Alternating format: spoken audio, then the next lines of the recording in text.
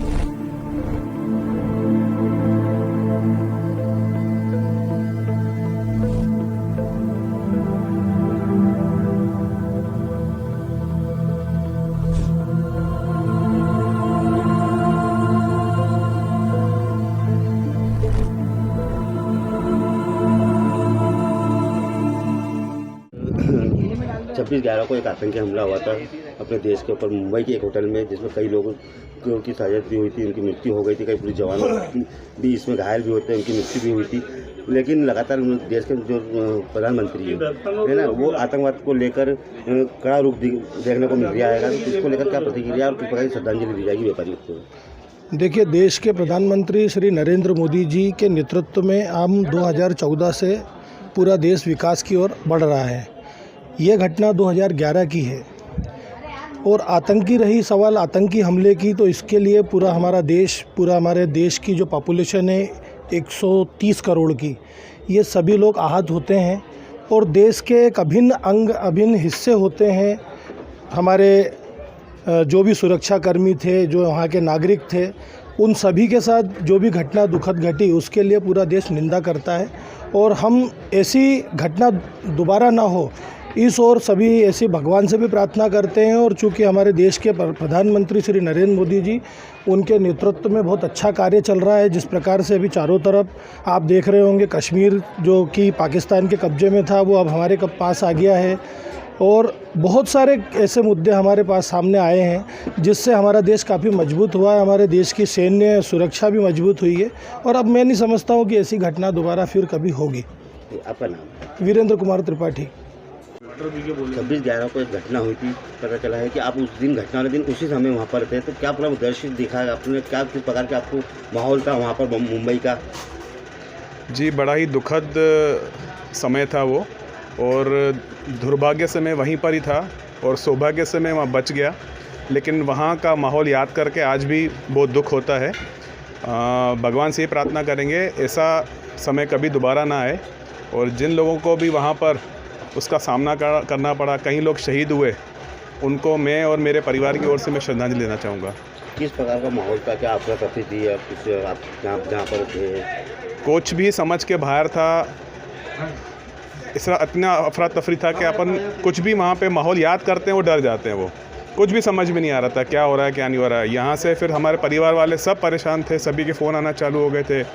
बस वो बच के आ गए। वो समय को याद करना ही हमें सही नहीं लगता है। कितने घंटे का वहाँ पर जो दहशत का माहौल था? हम लोगों को तो प्रशासन ने बहुत जल्दी बाहर कर दिया था। मेरी तो एक्चुअली टिकट थी, मैं इंदौर की ओर आ रहा था, मेरी टिकट थी उस दिन, और हमें तो वहाँ से 15-20 मिनट में सबको बाहर कर दिया था। उसके बाद क्या हुआ अंदर, क्या घटना घटी, ये सब हमने टीवी पे देखा फिर।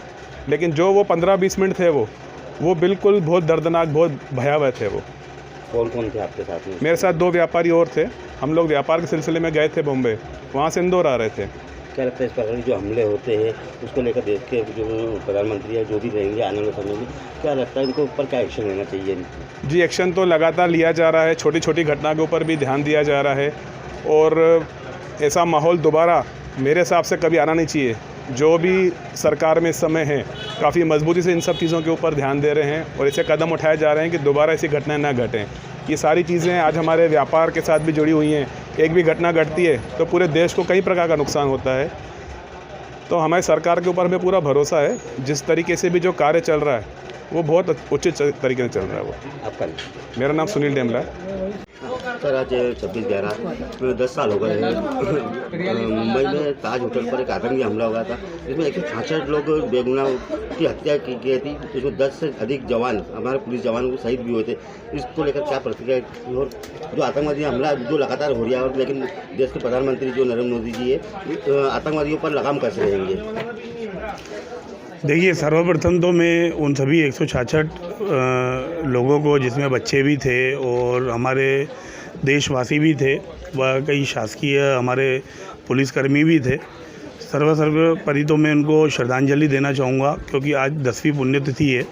2011 में मुंबई के अंदर होटल ताज के अंदर जो ये घटना घटी ये बहुत ही निंदनीय थी। आज 10 वर्ष हो गए हैं और हमारे जो देशवासियों की जान गई थी इसके अंदर, बहुत ही दुखद का विषय है।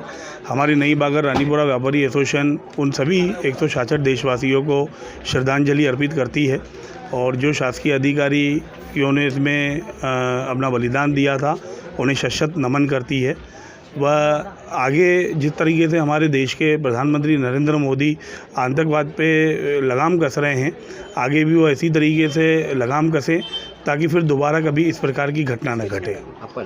नई बागर रानीपुरा व्यापारी एसोसिएशन अध्यक्ष गोवर्धन दलवानी। एक बड़ा धमाका हुआ था मुंबई की जो सबसे प्रसिद्ध होटल ताज, जिसमें आतंकी हमला हुआ था। कई बेगुनाह लोगों की उसकी मृत्यु हुई थी, तो कई हमारे पुलिस जवान उसमें घायल भी हुए थे, उनकी शहीद भी हुए थे। उसको लेकर क्या प्रतिक्रिया है, किस प्रकार की श्रद्धांजलि है? श्रद्धांजलि तो है, बहुत ही दुर्भाग्यपूर्ण घटना थी देश में।